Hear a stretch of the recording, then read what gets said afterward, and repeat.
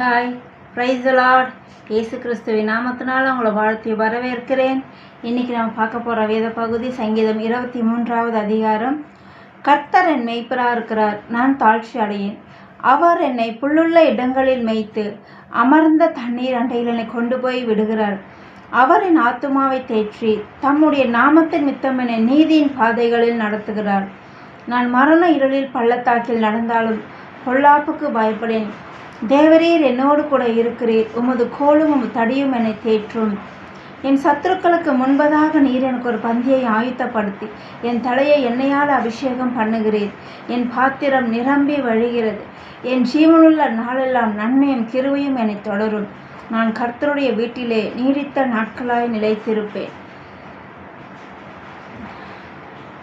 எனக்கு அன்பார்ந்த பிரியமானவர்களே, சங்கீதம் 23 பார்த்தீங்கன்னா ரொம்ப விசேஷமான ஒரு அதிகாரம்.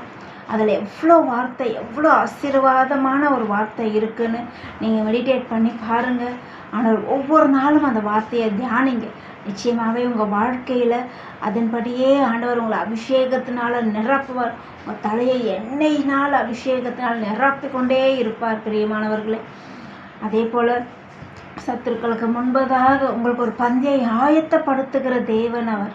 நீங்கள் யார் முன்பதாகலாம் வெட்கப்பட்டு நின்னீங்களோ அவங்க முன்பதாக கர்த்தர் உங்களுக்கு ஒரு பந்தியை ஆயத்தப்படுத்த அவர் வல்லமை உள்ள தேவனாக இருக்கிறார்.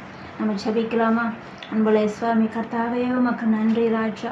ஆண்டவரை யாரெல்லாம் இந்த வசனத்தை கேட்டுக்கொண்டு இருந்தாங்களோ அப்போ அவங்க வாழ்க்கையில் எவ்வளோ வேதனைகள், கஷ்டங்கள், பாரங்கள் ஆண்டவரை இருந்திருக்கலாம்.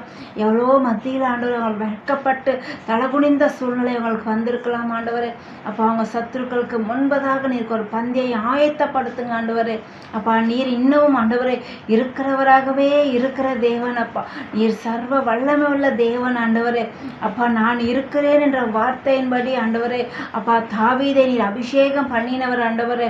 அப்பா சாதாரணமாய் ஆடு மேய்த்து கொண்டிருந்த தாவீதை ஆண்டவரே நீர் அபிஷேகம் பண்ணினது போல ஆண்டவரே அப்பா நீர் தகுதியை பார்த்து உயர்த்துகிற தேவன் அல்ல ஆண்டவரே. அப்பா ஆண்டவரே தகுதி இல்லாதவர்களை நீர் அழைக்கிற தேவன் ஆண்டவரே. அதனால் விசேஷமாய் நாங்கள் அறிந்திருக்கிறோம் ஆண்டவரே.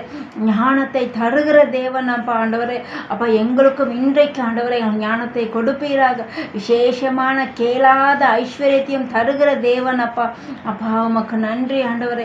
அப்பா இந்த சங்கீதம் 23 எங்கள் வாழ்க்கையில் நீர் அப்படியாய் ஆண்டவரை ஆசீர்வாதத்தை தரப்போகிறதற்காக நன்றி ஆண்டவரே. நாங்கள் விசுவாசிக்கிறோம். நீரே பொறுப்பெடுத்துக் கொள்ளுங்க. துதியான மகிமை ஒருவருக்கு மாத்திரம் செலுத்துகிறோம். இயேசுவின் மூலம் ஜெபிக்கிறோம் நல்ல பிதாவே. ஆமேன். God bless you.